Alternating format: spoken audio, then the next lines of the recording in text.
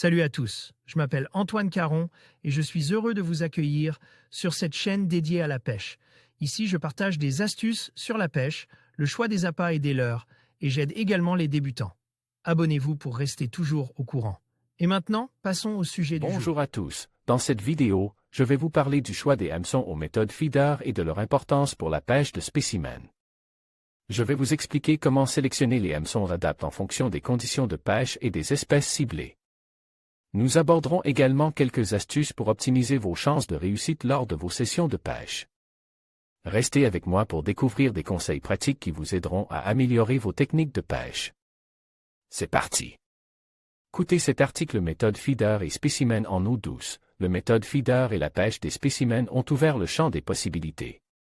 Le méthode complète la panoplie du feederiste, tandis que la pêche du spécimen fait le trait d'union entre le monde de la carpe. Celui du coup toutes techniques confondues. Ces deux techniques ont leur matériel propre et je vais m'attarder sur le plus terminal d'entre eux, l'hameçon. Fin, moyen ou gros de fer. Vu la taille des poissons pris comme cible, cette question ne se pose même plus, le fer sera fort un point c'est tout. À ce propos, j'ai un souvenir très joyeux d'une pêche dans un étang à spécimens, des touches fantastiques, des poissons de plus de 10 kg et pas mal d'hameçons bien redresse. Ce jour-là, en fait, j'étais mal préparé et mon matériel convenait à une pêche forte classique, mais pas au calibre moyen de cet étang. Et je ne vous parlerai même pas de mes premiers pas en rivière où je cassais une fois sur 6 sur les barbeaux et les carpes que je ciblais. Depuis lors, dans ces cas, j'assume complètement le concept suivant, pêcher sportivement, c'est pêcher aussi gros que possible et aussi fin que nécessaire. La raison est double, mais simple à comprendre. Premièrement, éviter de laisser des hameçons et du fil dans la gueule du poisson est un plus pour sa survie et, deuxièmement, écourter un combat pénible pour le poisson et la promesse de le remettre en forme dans l'eau. On ne relâche en effet pas un poisson dans de bonnes conditions quand on a chipote 90 minutes à cause d'une ligne trop fine. Les règles à suivre. La règle d'adapter la taille de L, hameçon à lèche fonctionne toujours, de même que l'équilibre diamètre de la ligne, taille de L, hameçon. Si je ne pêche jamais avec des crochets de boucher, cote-ligne, je ne descends qu'en hiver sous le 17% aux méthodes et vous ne me verrez jamais utiliser des bas de ligne de moins de 20% aux spécimens en rivière.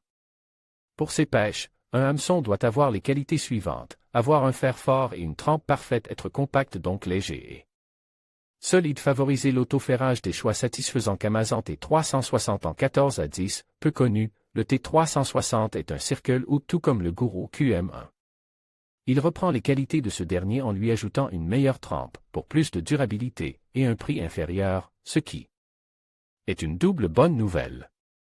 Un must pour le méthode aux cheveux. Guru Kaizen de 14 à 10, excellent hameçon pour les pêches plus difficiles en étang, entre autres avec des bas de ligne plus longs. Et une neige piquée sur elle, hameçon. Gamakatsu spécialiste RX de 12 à 8, de très loin le meilleur hameçon pour pêcher le spécimen en rivière ou ailleurs. Il ne s'émoussait pas dans le gravier, son fer est fort et très dur et il est disponible avec ou sans ardillon. Parfait pour le cheveu ou pour piquer des èches. En conclusion, un bon hameçon, c'est nécessaire, mais cela ne fait pas tout.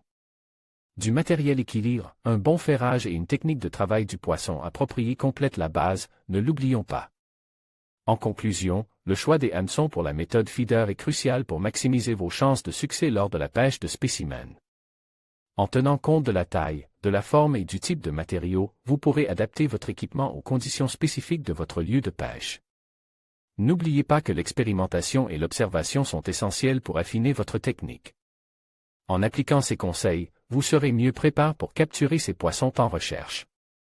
Bonne pêche et à bientôt sur les rives.